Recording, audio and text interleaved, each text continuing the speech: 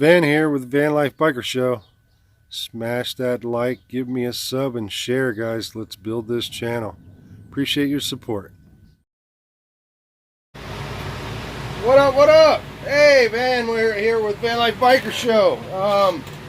First of all, I'd like to give a shout out to all the fathers in the world. And you know us dads, we just never stop.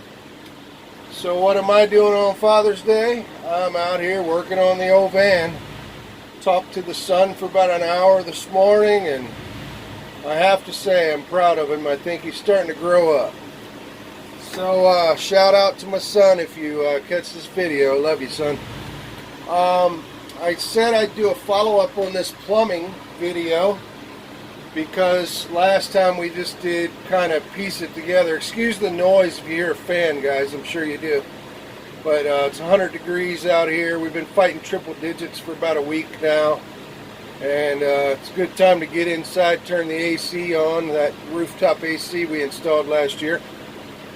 And just kind of hide and get in here in the AC and a little crimping some pipes together and getting some drain lines ran and things like that to get a complete system ran. So if you missed the first video, this is a part 2, just kind of giving you guys an actual visual of what all the mumbo jumbo I was talking about last time. If you're not familiar with putting plumbing stuff together, you probably wouldn't have searched this channel and come up with this. So like and subscribe, and this is what I do.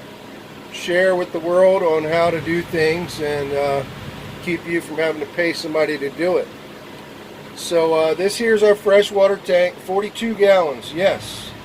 42 gallons in the Sprinter, and I'm centered over top of the axle. You can see the rear fender well there. That's where you want to put things that are heavy, near your rear axle.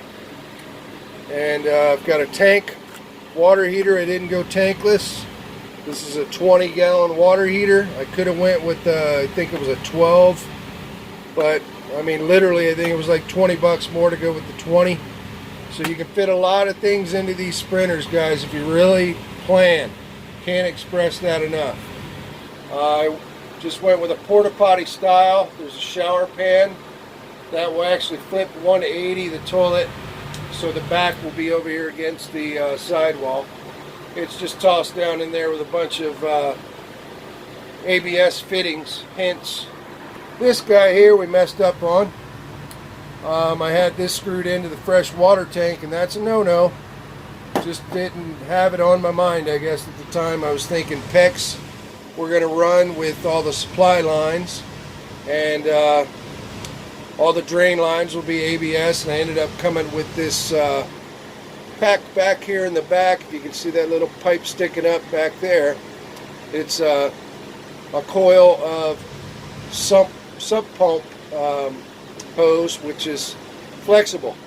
So we're going to run a lot of that for the drains. I think it'll just make things easier. So we'll get into that on the next video probably. So this white pipe is what I ended up replacing the ABS with after I installed it, of course, and made things a little tight on our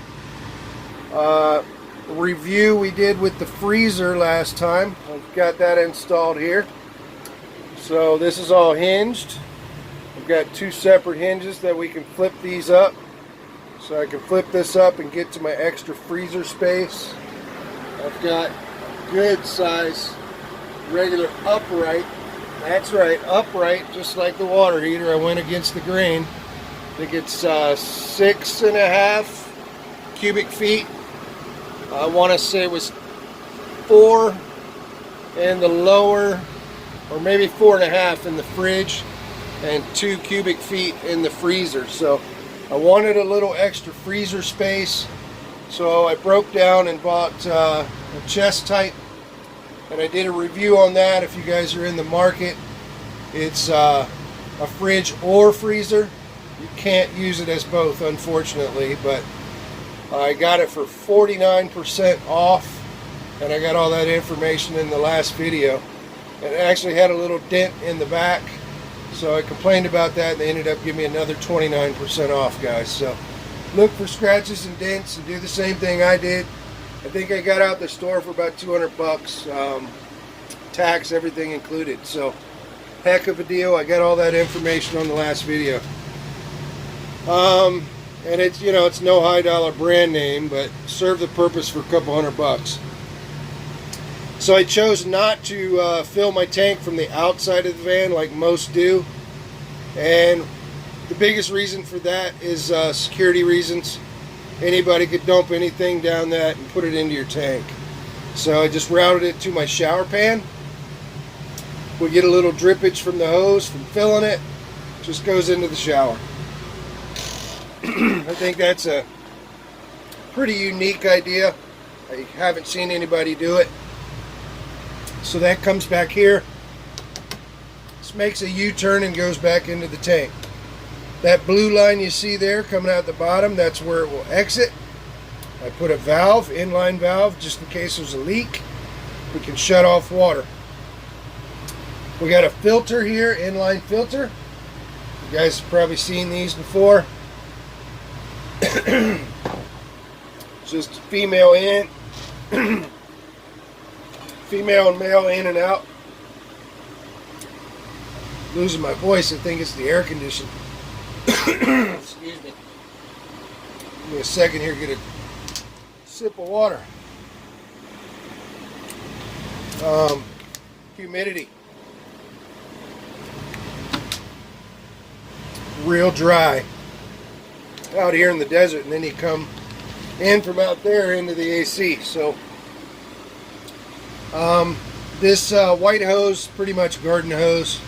I think I paid about 30 bucks for the kit. It's supposed to silence the pump a little more, so I went ahead and bit the bullet on that. But if I knew it was just garden hose, basically I would have made my own. It did say in the directions to put a coil where the water comes out the pump, so not in from the tank when it exits the pump. And my guess would be maybe so to keep the prime, but I had a little excess, so I put one on each side. So we leave the filter, we go up, around into the pump, which is back here, comes out of the pump, which is this coil here, and now we have pressure because we went through the pump. The first thing we hit as soon as we come out was the check valve, guys. Now we're going to skip everything in between here, go out to the side of the van beyond the silver there. That's where we would hook up city water. So that's the only thing on the outside of my van. Normally you'll see that with a little air vent valve that goes back to the tank, which I have there in the corner. If that doesn't work out, I'll probably route it up to my kitchen sink. It's just to allow some air into the tank. And you'll see this guy where you can fill up the tank. So I avoided that and took it into the shower just for security reasons. So as soon as I come in, we're on city water, so we have pressure just like the pump. First thing we do is hit the check valve. You can see it there in the corner. Looks just like this guy, but it's a different size. If you notice, that arrow is facing towards the city water, and that would be the flow of water that's going to go through the check valve. So the pump is allowed to pump the water this way. It will not allow it to come back the other direction. So the arrow on this check valve is facing the opposite direction. So the arrows are facing one another, pointing towards each other. So when the pump is pumping, it won't allow water to get pumped outside. It stops it there at the check valve. If I'm off the pump and on city water, the city water will be allowed to come through that check valve, but it won't be allowed to come through this check valve. It stops it here, so it won't go back through the pump and fill up this tank and overflow it, and then end up coming out of that air line, and we got a big mess. So that's what a check valve does. Everything in between the check valves, this is where we teed off. But we ran 3/4, which I recommend buying the white, because it doesn't matter if it's hot or cold because it's main line. And then when you tee off, you can go with the 1/2 inch red or blue, depending on if it's hot or cold. So you can buy these inline valves. Never hurts to put these anywhere and everywhere. So if you get a leak, which I have to say I've never had with this PEX stuff. So I buy the, where are they? It's essentially like this. This is a 3-way T, all 1/2 inch. You can get 3/4 on each side, and then the 1/2 inch comes out here. I believe you can even get them in different directions, but that's usually what I buy, because you can buy like a 10-pack. So that's essentially what I did here, is teed off the 3/4, which is the white pipe, and came up with 1/2 inch. So this is all cold water. Comes from the tank, comes from the city water. The silver braided line there goes to our water heater right here. Screws in, and then one screws out once the water heater makes hot water, which is this guy here. We haven't got to that yet. These are the quick connects that just look identical to the check valves we have down there. And you don't need to crimp these. You just shove the PEX in there. If money's not an object, time is more important, then you can just go with these types of fittings on everything. Those T's, everything will, they sell all those types of things. You want to save a buck like me? Buy yourself a crimping tool. These are different dies that go into the end of that. Little Allen wrench comes in the kit. You can pull the dies out, change those for the different size PEX that you're using. I've only ever ran 3/4 and 1/2 inch. The other two dies I've never even used as long as I've had the kit. Probably, I bet I bought that thing over 10 years ago. So, that being said, that pretty much explains our cold water. Everything going out, you want in between two check valves. Back here, I put an additional valve. Over here, I did not. But, you know, a person could just go out there and unhook the hose too, right? So, if there was a leak, I could just go out there and unhook the water hose, the city water. So, if we're supplying this direction, unhook the hose. If I'm supplying this direction, there's a leak or something with the check valve, needs to be changed out, I can kill that valve back there. A guy probably should have, well, no. Yeah, I was going to say, I'm just thinking out loud here. The guy should have probably put another valve here, but my check valve will protect me for one, but also if I get something in this filter, guys, and I want to change that filter out, clean it, I can kill that valve and I don't have all this water pouring out of the tank. So another good reason to put yourself another valve back there. So I think it's pretty self-explanatory from there. We just come back out of that other hose, which comes from the hot water, and then I'll be hooking up to this and going back to the shower area like that one's routed, and we'll hook up our faucet back there. We're going to have two more hot and cold that'll come up here, and I'll tie in two faucets here for the wash machine. And then we'll have one more up here for the kitchen sink once we get this guy installed. And that'll be under mounted. And I think that just about sums it all up. I just wanted to give you guys a nice visual of everything that we discussed. We'll just call this a part 2 on the plumbing. And as always, if there's any questions, always leave it in the comments, and I'm happy to answer any questions and help any way I can. The next thing will be drains from the shower pan. We've got the discharge from the washer, and then the drain that'll also be going down to another tank that I believe is only like 15 gallons. I did mount that the other night.